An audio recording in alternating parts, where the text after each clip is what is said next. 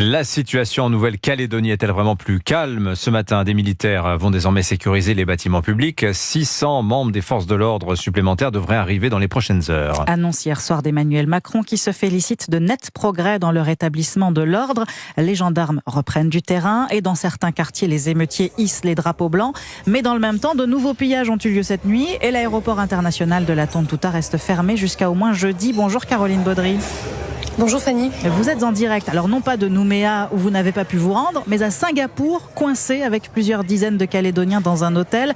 Votre itinéraire a été stoppé il y a plus d'une semaine et bien sûr autour de vous on suit de près, avec inquiétude, la situation à Nouméa. Oui, 70 personnes sont installées ici par la compagnie aérienne calédonienne dans ce bâtiment de 10 étages près de la célèbre marina de Singapour.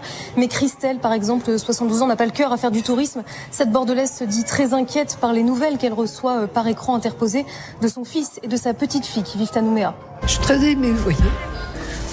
Je vois qu'ils ont beaucoup manqué, ils ont dû faire la queue pour s'alimenter. Là où il habite, il était quand même un petit peu protégé justement par des milices entre guillemets, hein. Donc c'est pas du tout dans l'agression, c'est vraiment pour défendre les enfants, leurs familles, etc. C'est une situation de guerre. Ces Calédoniens comptent les jours, tuent le temps sous des températures écrasantes. 9 heures d'avion sépare encore Mathias, un restaurateur de 33 ans, de son épouse. Je vous le cache pas, j'ai regardé si c'était pas possible par voie maritime pour essayer de se rapprocher le plus vite d'eux. Parce que psychologiquement, c'est très dur à vivre.